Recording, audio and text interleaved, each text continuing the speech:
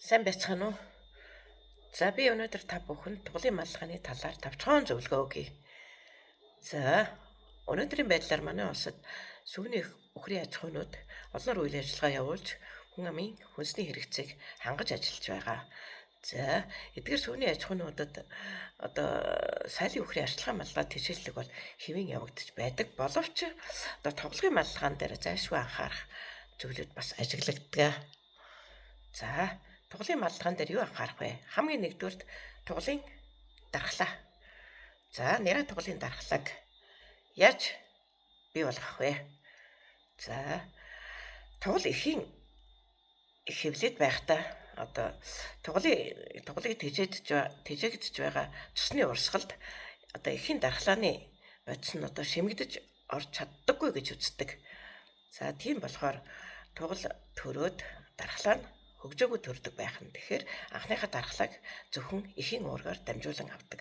За энэ эхийн уурагт байх дархлааны бодис нь хээлтэй үнийг зөвхөн зөв ширгээс нөхцөлд цаг хугацаанд нь зөв ширгээж зөв жорын дагуу тэжээж арчаалдсан нөхцөлд л хээлийн сүүлийн саруудад энэ сүгээрээ дамжуулан дархлааны бодисыг төлдөө дамжуулах нөхцөл болж бүрддэг байх нэ.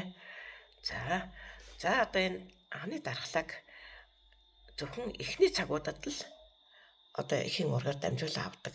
Тийм болохоор тугалыг төрмөгц эхний 3 цаг дотор зайлшгүй хөхүүлэх юм уу өгж явах хэрэгтэй. За яагаад би өгчих гэж хэлж байгаа гэхээр томоохон фермүүд бол эхт нь хүүлдэггүй тугал төрмөгч шууд салгаад тусдаа менежмент хийгээд тэгээд өгчдөг. За энэ өгжихтаа болохоор тэр уургийн градусыг их сайн харах хэрэгтэй. Температур нь бол 38-аас 39 градусын температуртай зайлшгүй байх хэрэгтэй. За хөлж байгаа нөхцөлд бол ямар ч асуудал байхгүй тий.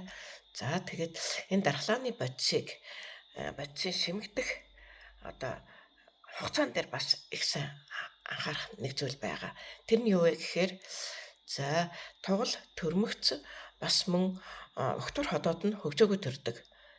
Өгтөр ходоод гэдэгт юу ордог вэ гэхээр гүзээ, хэрхнэг, сархинэг. За энэ нь бас хөгжөөгөө төрдөг учраас анхныхаа уургийг улаан хоолойн үргэлжлэл сувгаар дамжуулаад шууд ходоодороо авдаг. За ходоодноос дархлааны бодисын шимэгдэх хугацаа зөвхөн эхний 2 хоногт л байдаг.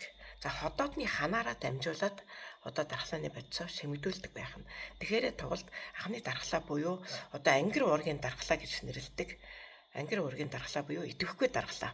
За энэ нь эхийн уургаас шалтгаалж эхний хоногудад шалтгаалж байгаад тэгээд 14 хоногоос өөрийнх нь дархлаа хөгжөд иргэдэг байх нэ. Тийм болохоор тугалын маллагааны эхний 14 хоног бол маш хариуцлагатай үе.